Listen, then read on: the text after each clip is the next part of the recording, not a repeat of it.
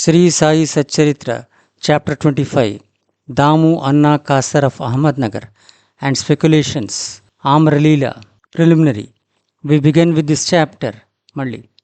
We begin this chapter with a prostration with all our 8 limbs to Sai Baba, who is an ocean of mercy, the God incarnate, the Parabrahma, and the great Yogeshwara. Victory be unto Sai Baba, who is the crest jewel of the saints and abode of all auspicious things, our Atmaram, and the sole refuge of the devotees.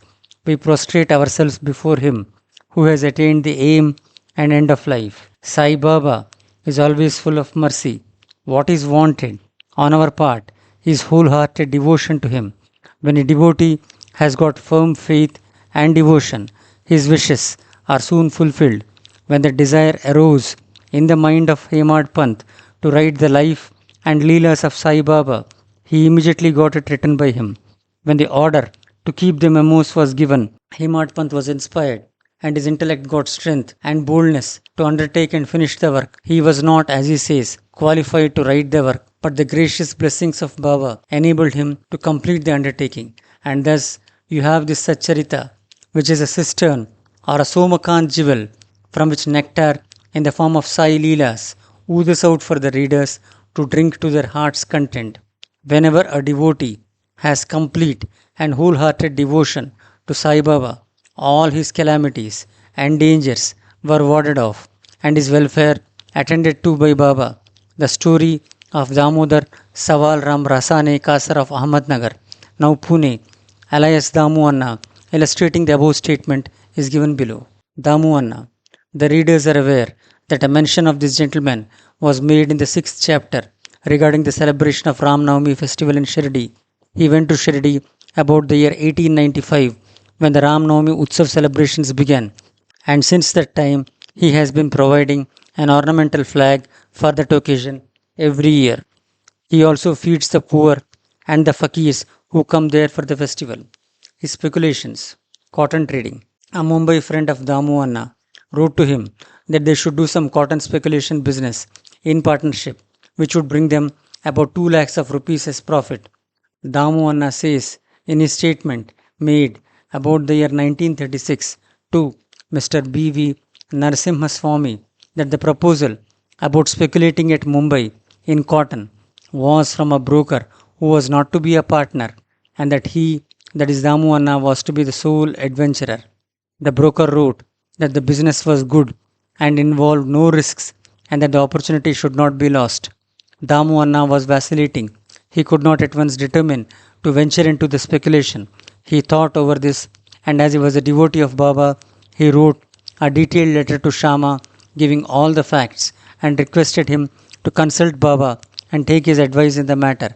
Shama got the letter the next day, and when he went with it at noon to the masjid and placed it before Baba, he asked Shama what the matter was and what the letter was about.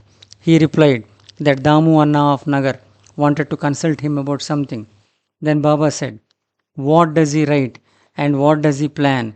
It seems that he wants to reach the sky and is not content with what God has given him. Read his letter." Shama then said, "The letter contains what you have just said. O Deva, you sit here calm and composed and agitate the devotees, and when they get restless, you draw them here, some in person and others through letters. If you know the contents of this letter, why do you then press me to read it?" Baba said, "O Shama, read it. I speak at random, and who believes me?" Then Shama read the letter, and Baba heard it attentively and said feelingly, "The Seth Damu Anna has gone mad. Write to him in reply that nothing is wanting in his house.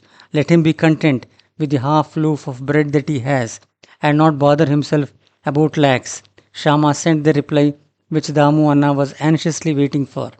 After reading it, he found that all his hopes and prospects about lakhs of rupees as profit were dashed to the ground. He thought that he had done a mistake by consulting Baba, but as Shama had hinted in his reply that there always much difference in seeing and hearing, and that therefore he should come to Shirdi personally and see Baba, he thought it was advisable to go to Shirdi and consult Baba personally about the affair. So he went to Shirdi, saw Baba, prostrated himself before him, and sat shampooing his legs. He had no courage to ask Baba openly about the speculation, but he thought in his mind that it would be better if some share in the business should be assigned to Baba, and he said in his mind that if Baba were to help him in his transaction, he would surrender some share of profits to him. Damu Anna was thus thinking secretly in his mind that nothing was veiled from Baba. Everything past, present, and future were clear to him. A child wants sweets, but his mother gives bitter pills. The former spoils his health, while the latter improves it. So the mother, looking to the welfare of her infant, coaxes and gives bitter pills. Baba, kind mother as he was, knew the present and future prospects of his devotees, and therefore, reading the Anna's mind, spoke openly to him. Bapu, I do not want to be entangled in any such worldly things of sharing profits. On seeing Baba's disapproval, Damu Anna dropped the enterprise. Grain dealing. Then he thought of trading in rice, wheat, and other grains. Baba read this thought also and said to him, you will be buying at 5 seers and selling at 7 seers a rupee. So this business was also given up. The rise in the prices of grains was kept up for some time, and Baba's prophecy seemed to be falsified. But in a month or two, there was abundant rain everywhere, and the prices suddenly fell down, and therefore those who stored grains suffered a severe loss. Damu Anna was saved from this fate.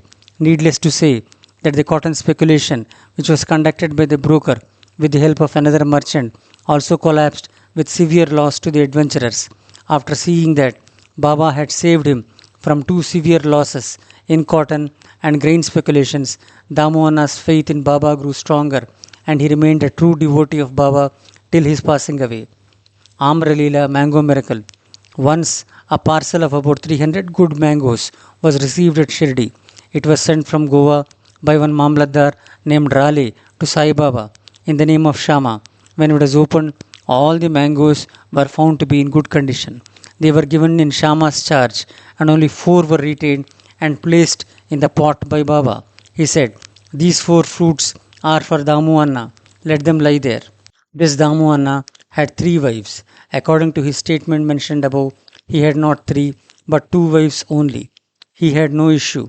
He consulted many astrologers and himself studied astrology to some extent, and found that as there was a papi or an inauspicious planet in his horoscope, there was no prospect of any issue to him in this life. But he had great faith in Baba. When he went to Shirdi 2 hours after the receipt of the mango parcel for worshipping Baba, he said, though other people are looking for the mangoes, they are Damus. He whose they are should eat and die. Damu Anna, on hearing these words, was first shocked, but Mahalsapati, a Shirdi devotee, explained to him that death meant the death of the ego, and to have it at Baba's feet was a blessing.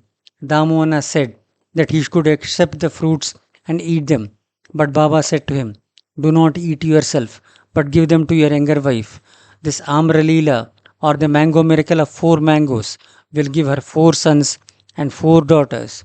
This was done, and in due course it was found that Baba's words were turned out to be true and not those of the astrologers.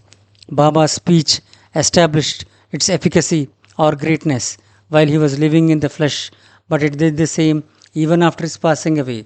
Baba said, believe me, though I pass away, my bones in my tomb would be speaking, moving, and communicating with those who would surrender themselves wholeheartedly to me.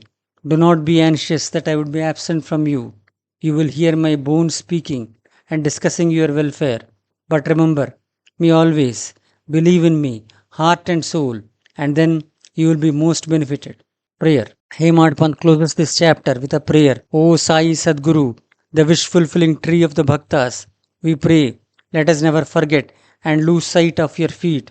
We have been troubled with ins and outs in the sansar. Now free us from the cycle of births and deaths. Restrain us from the outgoing of our senses to their objects, and introvert us and bring us face to face with the Atma. As long as this outgoing tendency of the senses and mind is not checked, there is no prospect of self-realization. Neither son, nor wife, nor friend will be of any use in the end. It is only you who will give us salvation and bliss. Destroy completely our tendency for discussions and other evil matters. Let our tongue get a passion for chanting your name. Drive out our thoughts and make us forget our bodies and do away with our egoism. Make us ever remember your name and forget all other things. Remove the restlessness of our mind and make it steady and calm. If you just clasp us, the darkness of night of our ignorance will vanish, and we shall live happily in your light. That you made us drink the nectar of your Leelas and awakened us from our slumber is due to your grace and our store of merits in past births. Note, in this connection, the following extract from Damu Anna's statement mentioned above is worth perusal. Once, when I sat at his feet along with many others, I had two questions in my mind, and he gave answers to both. There are so many crowding to Sai Baba. Do they all get benefit from him? To this he replied orally, look at the mango tree in blossom. If all the flowers become fruits, what a splendid crop it would be. But do they most fall off, either as flowers or as unripe fruits by wind? Very few remain. The second question was about myself. If Baba were to pass away, how hopelessly adrift I would be, and how am I to fare then? To this Baba answered that he would be with me whenever and wherever I thought of him. This promise he has kept up before 1918 and has been keeping up after 1918 as well. He is still with me. He is still guiding me. This was about 1910 or 11 when brother separated from me and my sister died, and there was a theft and police inquiry, and all these incidents made me very disturbed. When my sister died, my mind was much upset.